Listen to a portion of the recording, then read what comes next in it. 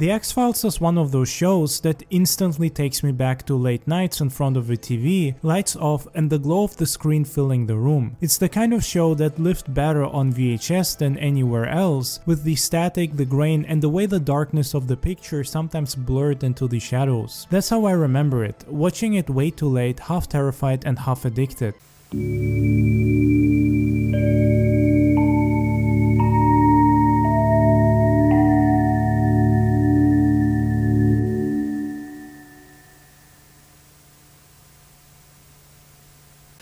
Of the X-Files. Agent Mulder, what are his thoughts? Agent Mulder believes we are not alone. The X-Files, a new dramatic series premiering Friday, September 10th on Fox. What always worked about the X-Files, at least for me, was how it balanced mystery with mood. Every episode carried this heavy atmosphere, like the world wasn't quite safe anymore, and that there was something hiding in the shadows or even in plain sight, but you couldn't quite put your finger on what it was, only a strange feeling that something wasn't right.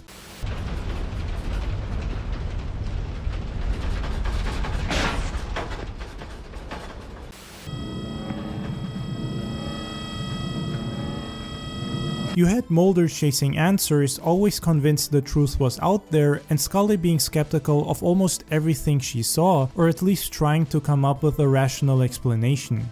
Well, it's obviously not a vampire. Well, why not? Because they don't exist? From a dry skin sample, you're concluding what? That he's some kind of a fat-sucking vampire? You don't honestly believe this is some kind of an extraterrestrial? Mulder, you're not suggesting that he is himself a devil, are you? I'm not suggesting anything. I think the facts speak for themselves. Well, you're crazy for believing what you believe, and you're crazy for not believing what he believes. That dynamic never got old, Mulder with his haunted obsession and Scully with her calm logic, and the two of them caught in the middle of something bigger than either of them could handle. It worked perfectly because we want to believe just as much as Mulder, and as a viewer we feel even more connected to him. He's charismatic and clearly a good guy.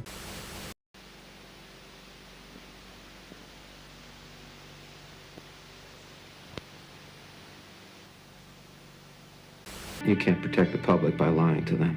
It's done every day.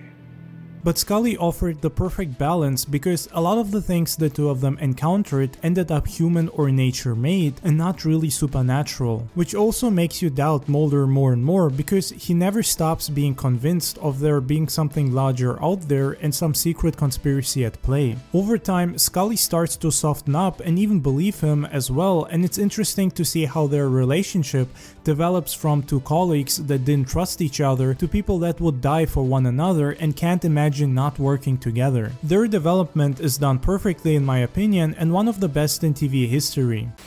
Why kill Big Mike? Oh! What's missing here is intent. Come on, Laura, you know. We're married now.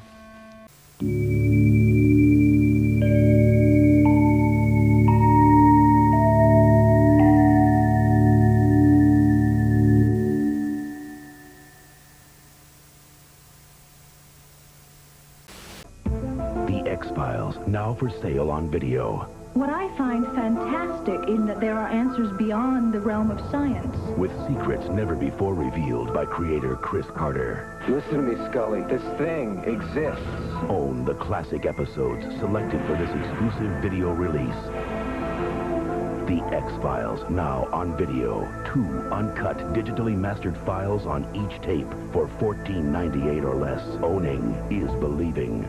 The show had a way of making ordinary places feel haunted. Empty suburban homes, forests drenched in fog, or dark basements lit by a single bulb. It turned everyday spaces into something threatening. That's the part that stuck with me the most. The atmosphere of the show was its biggest strength. The silence between conversations, the flashlight beam cutting through the dark, or the sound of an engine humming on a lonely back road.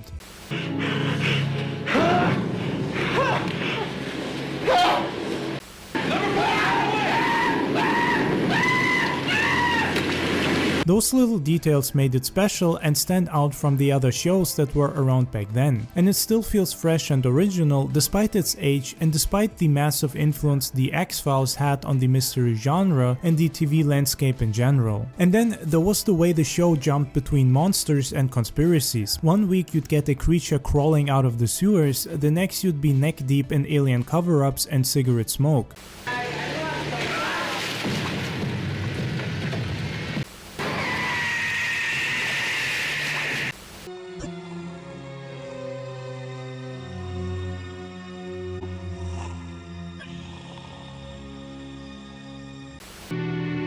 Cigarette break? How about a smoke?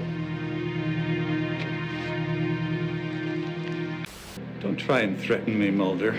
I've watched presidents die.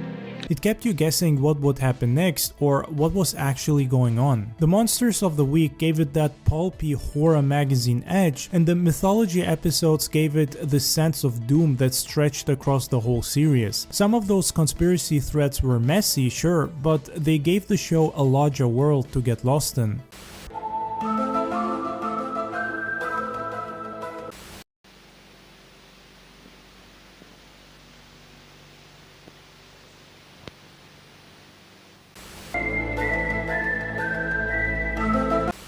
Truth would have caused panic. Panic would have caused lives. We controlled the disease by controlling the information. The X-Files also captured that mix of fear and comfort that only certain shows can. Watching it alone at night felt dangerous, like you were seeing something you weren't supposed to. But it was also strangely cozy, similar to Twin Peaks.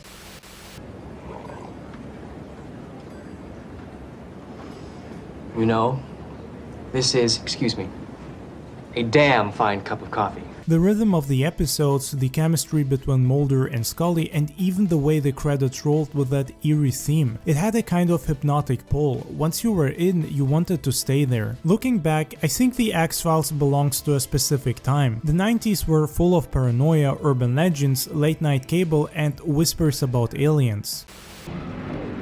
Deep Throat said trust no one. Trust no one.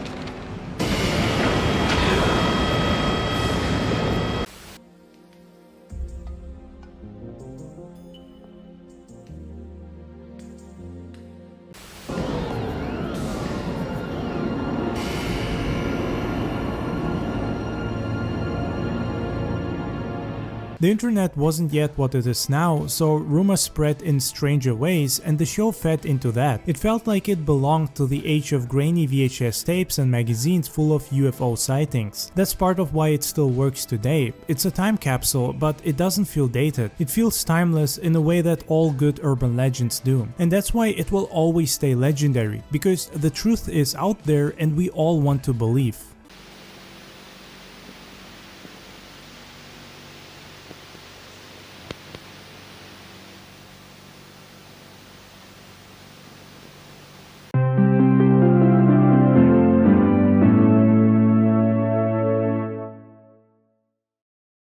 Whenever I think about Twin Peaks, the first thing that comes to mind isn't the story or even the murder mystery, it's the feeling the show gives me. There's this strange, low-level tension running under everything, like a quiet hum you only notice after the room goes silent. The show never tries to scare you in the traditional sense. What it does is slowly get under your skin and leave you with a feeling of extreme unease, which to me has always been scarier and creepier than any horror jump scare or monster.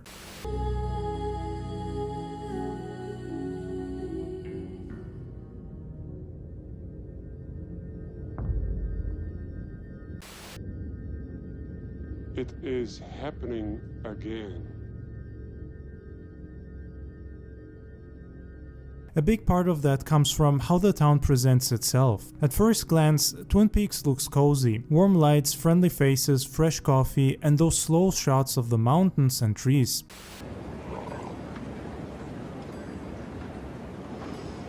You know, this is, excuse me, a damn fine cup of coffee. but that warmth feels a little too perfect. The more time you spend in it, the more you start feeling like the whole town is covering something up.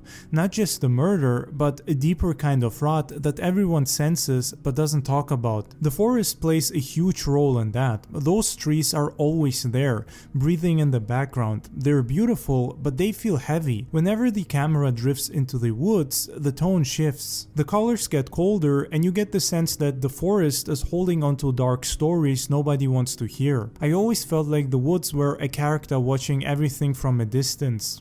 I've lived in these old woods most of my life. Seen some strange things, but this is way off the map. I'm having a hard time believing. The atmosphere also does most of the work, and I'd even call it a character of its own, since the show wouldn't be half as good without its incredible atmosphere. The fog over the forest, the empty hallways, or the way the camera lingers a second too long. David Lynch has a way of making familiar places feel slightly off, almost like you've walked into a dream where everything looks normal but nothing behaves the way it should. I always felt like the town was sitting on something old and restless. The woods especially don't look alive in a comforting way. What really adds to the creepiness is how the show treats silence. Long stretches where the music cuts out and you're left with nothing but the sound of wind or electricity. Twin Peaks lets scenes breathe until you start wondering why the moment is dragging out, and that's when the discomfort kicks in. It's like the show is daring you to sit in the uneasiness.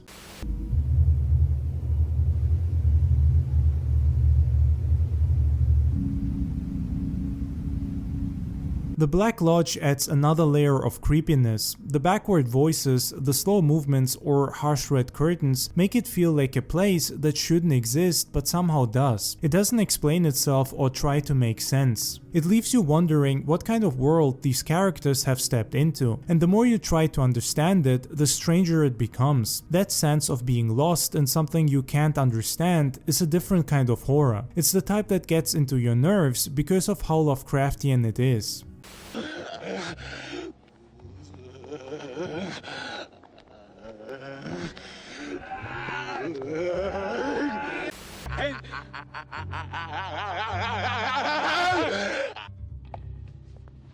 What I think makes the horror of Twin Peaks so powerful is that it's not just supernatural, it's also human. Laura's story is terrifying because it's real, abuse, addiction, or pain hidden under a perfect surface. The show forces you to look at that and then layers the supernatural on top of it, as if to say the real monsters and the imagined ones aren't so different. I did not kill anybody. Even the normal characters add to the unsettling mood. People talk in this clipped, strange rhythm like they're not fully present. They smile at the wrong moments or stare a bit too long. In my opinion, that's one of the show's strongest points. The horror doesn't come from monsters jumping out of the shadows. It comes from people who feel almost real but not quite, like actors in a dream who forgot their lines halfway through.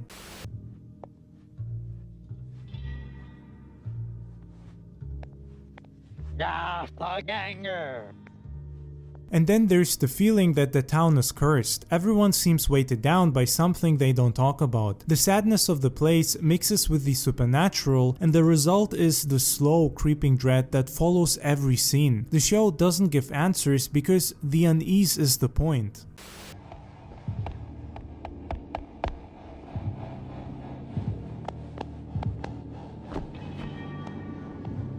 Bob is burnt into my brain. The way he appears, not with music cues or effects, but just suddenly there, grinning in places where he shouldn't be. That's scarier than any monster. It feels wrong in a way you can't explain, like you've seen something you weren't supposed to. Those moments stick with you long after the episode ends. Even now, I can picture him crouched at the foot of the bed, and it still makes my skin crawl.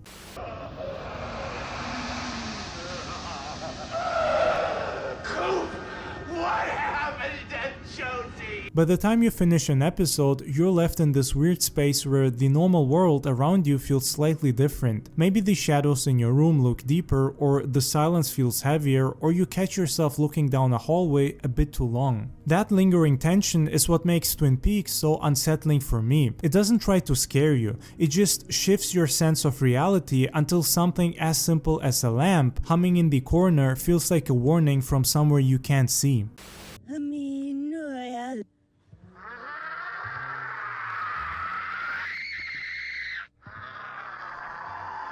To me, Twin Peaks has always been one of the scariest shows ever put on television, even though it doesn't play like a typical horror story. It lures you in with coffee, pie, and small town charm, and then it pulls the rug out from under you. That contrast is what makes it so unsettling. You're laughing 1 second, and the next you're staring at something that feels like it crawled straight out of a nightmare. Whenever I think back on it, it feels like a show that couldn't have come from anywhere else but the VHS era. It's strange, unsettling, and unforgettable. Nothing is what it seems. Diane, 11:30 a.m., February 24th. In a town like Twin Peaks.